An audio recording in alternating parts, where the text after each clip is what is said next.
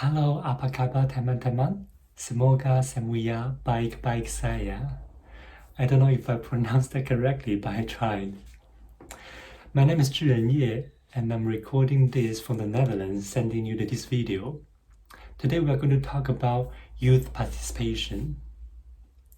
According to UN report, in 2019, there are about 1.2 billion youth aged 15 to 24 years living in the world, taking up 16% of the global population. Particularly, Central and Southern Asia were home to the largest number of youth. There are 361 million youth living in Central and Southern Asia. But contradict to the higher percentage of youth participation, youth have so little power in the whole human history. It's so even today. Just look at the world around us. Young employees are treated unfairly in the companies. The needs of youth are not reflected in the policy. Young people's voice and requests are not seen as important or being appreciated. These are all because we have so many negative perceptions and norms about youth in our cultures and society. People think that youth are unexperienced, lack of independence, unorganized, and impulsive. But is that true? In recent years, we see more and more young entrepreneurs and CEOs that become influential leaders in private sectors. We see young people lead and participate in all sorts of social movements calling for a better society. This all prove that youth have the power, have the knowledge and experience to make changes and shape the world.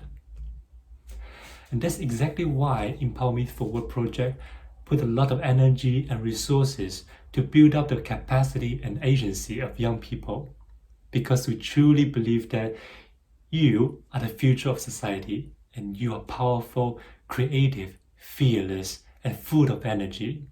As long as you believe in yourself, you can make great impact and change the world. But these require us to achieve meaningful youth participation. So what is meaningful youth participation? Let's first have a look at what is youth participation. Youth participation means that youth take part in decision-making in the society, and meaningful youth participation means recognizing the strengths, interests, and abilities of youth through providing real opportunities for youth to become involved in decisions that affect them at all levels. There are many different levels of youth participation, and to show the different levels of youth participation, Roger Hart, a well-known child rights academy, developed the model of youth participation ladder, as you can see from my left side. In this ladder, you can see there are 8 rounds in total. At the bottom is the round 1 about manipulation. So these adult activities in which youth do as directed without understanding of the purpose for the activity is the worst scenario. And round 2 is decoration, adult activities in which youth understand the purpose but have no input in how they are planned. Round 3, tokenism, adult activities still in which youth may be consulted with minimal opportunities for feedbacks. Round 4 is a little bit better, so it's assigned but informed. Adult activities in which youth understand purpose, decision-making process, and have a role. 5th round is much better, so the youth are consulted and informed. The youth are consulted and informed about how their input will be used of the outcomes of the adult activities. Round 6, adult initiative share decisions with you. It's adult activity still, but in which decision making is shared with the youth. Round 7 is much better. So this is about youth initiated and directed, youth-led activities with little input from the adults. Round 8 is youth-initiated shared decision with adults. So it's really youth-led activities in which decision-making is shared between youth and adults working as equal partners. This might sound a bit difficult to understand, so I decided to give you an example that can maybe help you to understand the whole concept. So let's imagine that we are in the school and you are the students and I am the schoolmaster. So the round one, the bottom level is that, okay, I tell you to book a room for a meeting, but I don't tell you what the meeting is about, so you're totally just being used by me. But second level is that, okay, I tell you this meeting is with an education expert on the new course, and I bring you to the meeting to pretend that you are the youth representative, but I don't give you any chance to speak.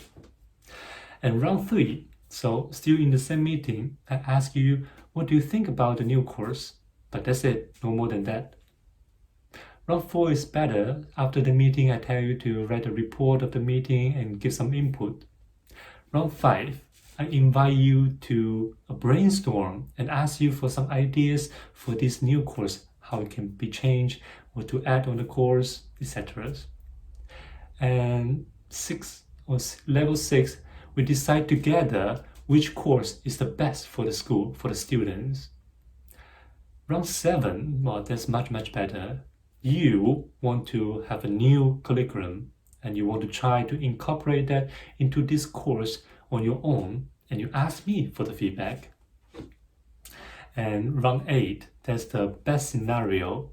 You want to start a totally new course and you invite me, headmaster, and education expert to work with you on this new course. I hope by giving you this example, you have a better understanding what meaningful youth participation is about and have a better understanding of the concept of the youth participation ladder. And you can see that the higher level we reach, the more meaningful youth participation we can achieve. As mentioned earlier, Empower Youth Forward project values the energy and power of youth, and therefore we see meaningful youth participation as one of our core values and a way of working. But we also need you to make all this happen. We want to invite you to work with us and to take active part in all the activities and on all levels. There are many ways you can make a difference.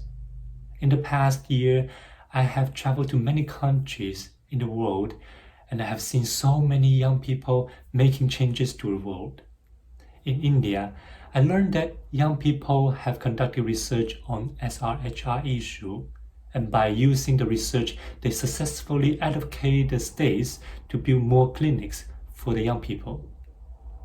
I remember last year when the cyclone attacked Bangladesh, youth group helped the local government to support community and rebuild their homes. In Egypt, young entrepreneurs start their own waste management business, turning plastic bags into fashionable and profitable products.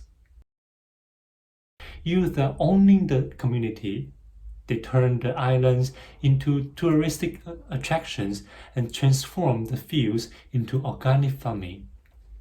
I'm always impressed by this amazing work young people are doing. I was asked to give some advice to you on how you can achieve full involvement in the Empower Youth Forward project. But I shouldn't be the one who answer that. Instead, you are the ones who can answer that and give the right answer. After all, this is all about meaningful youth participation, right? We would love to have your voice at every step. If you have questions, raise them. If you don't agree, challenge that. If you have good ideas, implement that. I know that some of you want to continue studies in the future, and some of you want to be civil servants, and some of you want to be entrepreneurs. And I believe that you all have the power to achieve what you want to achieve.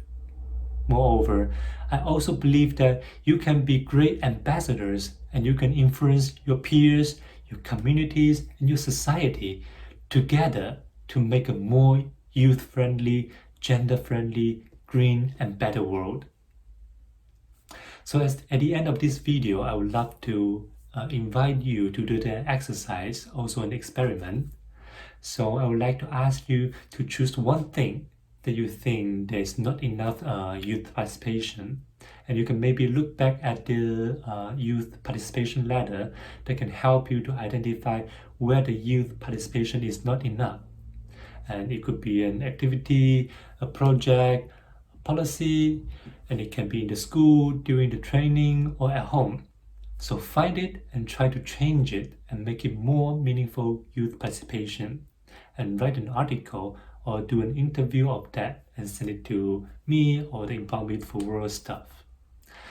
For example, you can work with your peers and to talk with the local community leaders, explain to them the youth participation ladder, and convince them the benefit of having meaningful youth participation in their work.